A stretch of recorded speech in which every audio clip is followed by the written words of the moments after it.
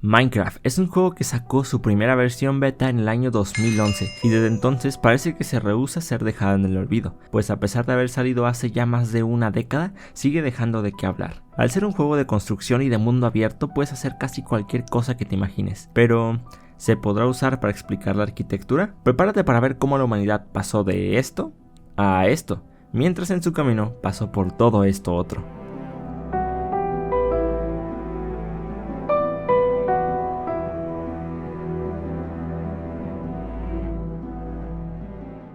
Para comenzar tenemos que retroceder muchos años atrás, a la Edad de Piedra. Aunque específicamente no podemos estar seguros en qué año nació la arquitectura, tuvo que haber sido entre los 10.000 a 5.000 años antes de Cristo. Aunque también esto depende de la región, así que para no meternos en tantos líos vamos a hablar de periodos para no confundirnos con las fechas. Paleolítico. En esta época la humanidad aún era nómada, esto quiere decir que iban de un lado a otro y se movían siempre en busca de encontrar más recursos para sobrevivir. ¿Y si hubo arquitectura en este periodo? Por supuesto, esta se distinguía por tener lo mínimo necesario para vivir, tal vez algunas pieles para cubrirse del frío, algunos bolsos para poder guardar herramientas, armas, comida, y también se distinguían por utilizar los materiales que había al alcance, que generalmente eran diferentes tipos de madera, y se adaptaban al entorno. Si podían acampar una cueva en la cual refugiarse, pues qué mejor. Y si tocaba acampar en una planicie, pues ya encontrarían cómo arreglárselas. Prácticamente el lugar era cualquier lugar en el que se asentaban temporalmente a descansar. Simple, rápido y funcional. ¿Te suena de algo esto? Neolítico. Para este periodo la humanidad ya comenzaba a ser sedentaria y se instalaban en un mismo sitio, o sea que aparecieron los primeros asentamientos. Por esto mismo muchos historiadores consideran que en este periodo es en el que realmente nació la arquitectura. Una vez que los humanos aprendieron a producir su propio alimento mediante la agricultura y la domesticación de animales, realmente la arquitectura evolucionó bastante. Empezaron con apilar una piedra sobre otra. Así creaban muros y sobre estos muros se ponía ya sea paja o ramas. Este hueco que quedaba arriba era el mismo que utilizaban para entrar. Y es que a diferencia de Minecraft, que tú sin problema podrías romper aquí unas piedras para hacer una puerta, en la vida real esto de principio no era posible, a falta de materiales y de conocimientos arquitectónicos. Ya con el tiempo se pusieron más creativos con esto de apilar piedras, y es que en verdad les encantaba apilar piedras, tanto que incluso creaban monumentos megalíticos apilando piedrotas, simplemente para marcar territorio. Pero no creas que esto vivió así durante todo el periodo, aquí también aparecieron las primeras grandes ciudades, tales como Eridu, Uruk y Jericó. Además de apilar piedras, utilizaban otros métodos como mampostería con ladrillos. Estos ladrillos se hacían con adobe, no el de Photoshop, sino este adobe, que se hace a base de barro. Gracias a estos avances es que fue posible la construcción de estas antiguas pero sorprendentes ciudades. Eso sí, para los techos seguían utilizando madera, porque no había manera de poner ladrillos en los techos sin que se cayeran. Tuvo que pasar aún más tiempo para que pudiera suceder esto. Por eso, las ruinas arqueológicas que quedan de estas ciudades siempre se ven sin techo, porque la madera termina por descomponerse muchísimo antes que la piedra, así que lo único que se ha mantenido a lo largo del tiempo son los muros.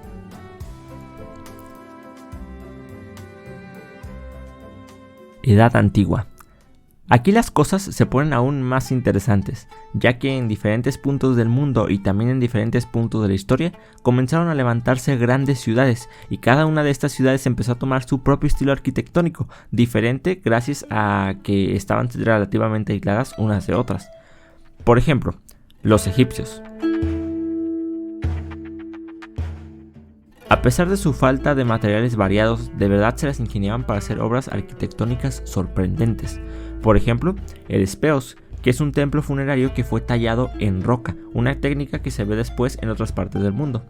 También tenían las mástabas y los cenotafios, y por supuesto las famosas pirámides de Giza. Y es que los egipcios llevaron a otro nivel esto de apilar piedras, lo llevaron a un nivel casi imposible para la época. Es algo sorprendente. Gracias a que muchos monumentos lo hacían con piedra pura, además de estar en un punto estratégico que no sufría de inundaciones por el río Nilo, tenemos muchas pruebas de su arquitectura que perduran hasta nuestros días. De hecho, son tan antiguas algunas construcciones como la Gran Pirámide de Giza, que si pusiéramos el nacimiento de Cleopatra, la última faraón de Egipto, en la línea del tiempo, estaría más cerca del lanzamiento del primer iPhone que de la construcción de las pirámides. Estas pirámides vienen acompañando a la humanidad casi desde el inicio de la historia y seguramente nos acompañarán por muchos años más. Un pequeño dato: el arquitecto Inhofet fue un arquitecto del antiguo Egipto que diseñó algunas pirámides y además se ganó altos rangos como el del primero después del rey del Alto Egipto. Esto gracias a sus grandes conocimientos en arquitectura, matemática, astronomía, medicina e ingeniería, y actualmente es el primer científico del que se tiene registro histórico. Ahora sí, volvamos al tema del video: los griegos y romanos. Estas dos culturas se suelen agrupar en un mismo estilo arquitectónico, el greco-romano. Aquí ya las construcciones comienzan a ser más ornamentadas y ostentosas, y esto se logra apreciar incluso en las ruinas que aún quedan de los templos griegos. Estos se situaban en lugares altos y estratégicos para que pudieran apreciarse mejor desde cualquier ángulo. También se apreciaba mucho la estandarización o normalización, pues si nos damos cuenta, muchas construcciones de estilo greco mantienen muchas similitudes entre ellos, como si cada estructura fuera parte de un conjunto aún más grande y crearan juntos un escenario pintoresco. Y esto es justo el propósito de la normalización, que todo se vea armónico. Un pequeño dato: aunque actualmente las ruinas de la antigua Grecia tienen un característico color mármol que cubre todo de manera monocromática, realmente no siempre fueron así.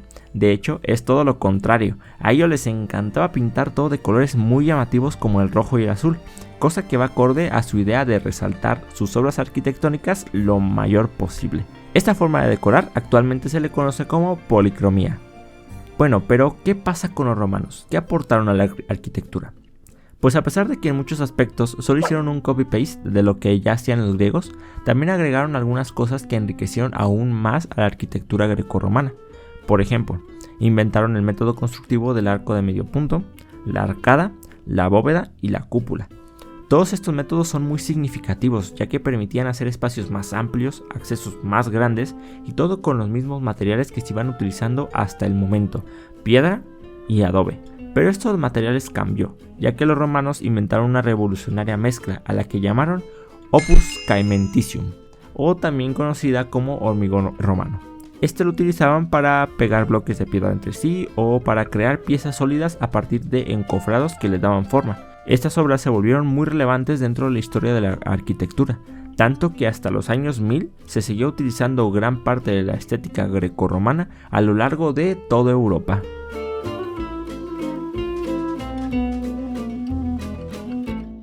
Hablemos ahora de la arquitectura china. Mientras en lo que hoy es Europa y el Medio Oriente se construían edificaciones robustas de piedra, China optó por hacer mayor uso de la madera y buscaba cómo ingeniárselas para hacer posible increíbles construcciones como templos o alcaldías. Tenía que cuidar ciertos detalles para que las edificaciones no se deterioraran tan rápido. Por ejemplo, se construía un cimiento de tierra compacta y se elevaba un poco más de la altura del suelo para proteger a la estructura de la humedad.